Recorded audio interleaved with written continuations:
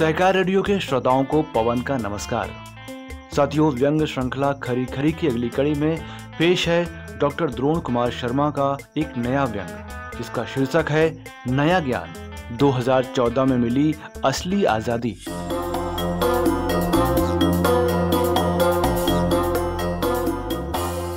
हाल ही में अभिनेत्री कंगना रनौत ने हमारा ज्ञानवर्धन किया है और हमें बताया है कि हमें आजादी तो असलियत में 2014 में ही मिली है। इससे पहले 1947 में मिली आजादी तो भीख में मिली आजादी थी। इसके पहले भी सरकारी पार्टी की एक उभरती हुई नेत्री ने हमारा ज्ञान बढ़ाया था कि 1947 में मिली आजादी तो 99 साल की लीज पर मिली आजादी थी। पर शायद वो हमें ये बताना भूल गए कि सरकार जी ने इस 99 साल की लीज को 67 साल में ही यानी 2014 में ही पूरी आजादी में बदल दिया है। वैसे कंगना ठीक ही कह रही हैं। किसी भी सरकार को इतनी आजादी आज से पहले यानी 2014 से पहले कभी भी नहीं मिली थी जितनी 2014 में बनी इस सरकार को मिली हुई है। बीच में इंदिरा गांधी ने अवश्य 1975 में आपातकाल लगाकर सिर्फ 19 महीने के लिए ही इतनी अधिक आजादी हासिल की थी। और देखो, इस सरकार ने यानी 2014 से बनी इस सरकार ने उतनी ही अधिक आजादी आज बिना आपातकाल लागू किए ही हासिल कर ली है। ना कमाल की बात। इसलिए सच ही है, 2014 में ही असली आजादी मिली है। 2014 में जो आजादी मिली है यानी जो पूरी की पूरी आजादी मिली है, वो आजादी जनता को नहीं, सरकार जी को ही मिली है। 2014 के बाद तो जनता की बहुत सारी आजादी छीन ही गई है। वैसे भी जनता आजादी का करेगी क्या?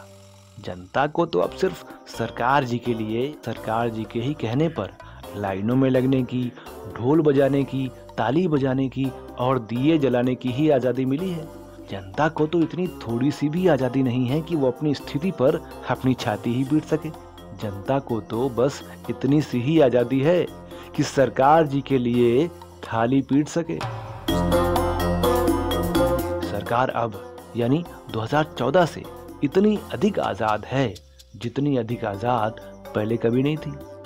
अब हमारी सरकार इतनी आजाद हो गई है कि वो हमारे द्वारा कमाए, हमारे द्वारा ही बैंक में जमा किए गए हमारे ही पैसे के लिए हमें ही लाइनों में लगा देती है। हमारे द्वारा मेहनत से कमाए और जरूरत के लिए घर में रखे गए पैसों को एक ही झटके में बेकार कर हमें पैसे पैसे के लिए मोहताज कर देती है। और दूसरी ओर हम जनता इतनी भी आजाद नहीं है कि इस बात पर उफ तक कर सके। 2014 की आजादी के बाद सरकारें यानी केंद्र सरकार और राज्य सरकारें भी इतनी आजादी पा चुकी हैं कि वे किसी को भी कभी भी और कहीं भी गिरफ्तार कर सकती हैं। इस मामले में सभी सरकारें ठीक उतनी ही आजादी पा चुकी हैं जितनी आजादी इंदिरा गांधी को आपातकाल का कलंक लगकर मिली थी। और ये आजादी आज सरकारों को ससम्मान मिल रही है। सरकार अब इतनी आजाद है कि लोगों को बिना बात देशद्रोह की धाराएं लगा सकती है और लोगों को जेल में डाल सकती है, लोगों को जेल में मार भी सकती है। और सरकार ये काम बूढ़े और युवा सबके साथ कर सकती है। सरकार के पास आज लोगों की आजादी हरने के लिए पूरी आजादी है। सरकार को इस जेल में ठूसने के काम के लिए इतनी अधिक आजादी 2014 से पहले कभी भी हासिल नहीं हुई थी। अब सरकार को आजादी है कि वो जनता से जो मर्जी छिपाए। रफाल विमान की कीमत तो छिपाए ही, प्रधानमंत्री केयर्स फंड में मिले पैसे का हिसाब भी छिपाए, इलेक्शन बॉन्ड के जरिए राजनीतिक दलों को मिले दान का हिस्सा भी छिपाए और कोरोना से हुई मौतों का आंकड़ा भी छिपाए। और जो सच जानने की, सच की तह में पहुंचने की कोशिश करे, उस पर इनकम टैक्स और ईडी के छापे पड़वाए।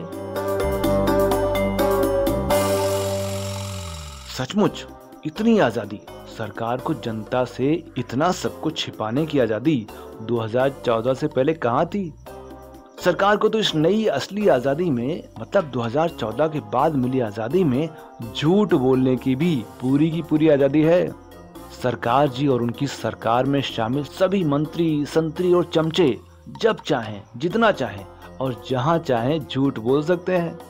झूठ बोलने की इतनी आजादी कभी भी किसी भी सरकार को नहीं मिली थी जितनी अब प्राप्त हुई इस नई आजादी में सरकार जी को और उनकी सरकार को मिली है। सरकार जी की सरकार को तो कोविड की दूसरी लहर में ऑक्सीजन की कमी से मरे लोगों की संख्या झुठलाकर संसद तक में झूठ बोलने की आजादी है।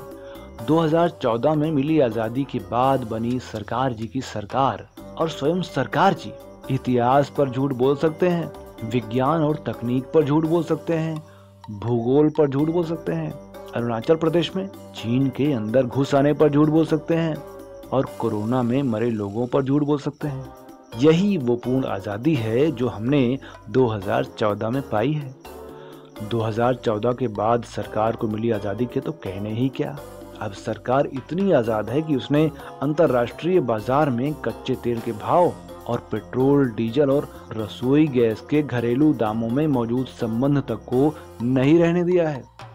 जब अंतर्राष्ट्रीय बाजार में कच्चे तेल के दाम धड़ाम से गिर रहे होते हैं, तब देश के बाजार में पेट्रोल और डीजल के दाम ये नई और पूरी आजादी मिली सरकार के नेतृत्व में नई ऊंचाइयों पर पहुंच रहे होते हैं। इस पूरी आजादी में सरकार को महंगाई बढ़ाने की भी पूरी आजादी मिल गई है। इतनी आजाद सरकार भी 2014 के बाद ही मिली है कि वो दिल्ली की तरफ कूच कर रहे किसान आंदोलनकारियों पर पानी की बौछारें करवा दे, बोल्डर लगाकर रास्ते बंद करा दे और जब वे किसान दिल्ली के बाहर बॉर्डर पर पहुंच जाएं, तो वे दिल्ली में ना घुस सकें, इसलिए सड़क पर कीले ठुकवा दें, कटीले तार लगवा दें और बैरिकेडिंग करवा दें। ठीक है, आज साल भर के आंदोलन के बाद और लगभग 700 आंदोलनकारियों की मृत्यु के बाद सरकार ने तीनों कृषि कानून वापस ले लिए हैं, पर इस असली आजादी के बाद बनी सरकार जी को किसानों ने भरोसे के इतना काबिल भी नहीं समझा है कि वे उनकी बात पर यकीन कर अपने घरों को वापस चले जाएं।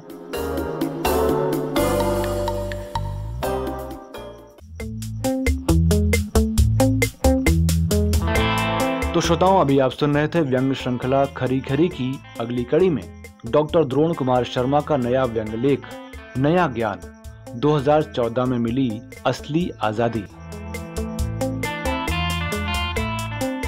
ये व्यंग श्रृंखला वेबसाइट newsclick.in पर लंबे समय से तिरछी नजर नाम से प्रकाशित की जा रही है, लेकिन अब पढ़ने के साथ साथ आप इस व्यंग श्रृंखला को सहकार रेडियो पर सुन भी सकते हैं।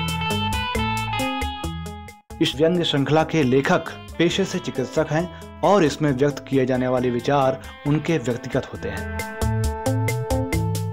अगर आप हमारे व्हाट्सएप ग्रुप से जुड़कर हमारे कार्यक्रमों की ताज़ा अपडेट पाना चाहते हैं तो अपने अकाउंट से 9617226783 पर अपना नाम और शहर का नाम लिखकर भेजें। यूट्यूब पर जुड़ने के लिए हमारा चैनल सब्सक्राइब करें और फेसबुक पर जुड़ने के लिए हमारा पेज लाइक करें।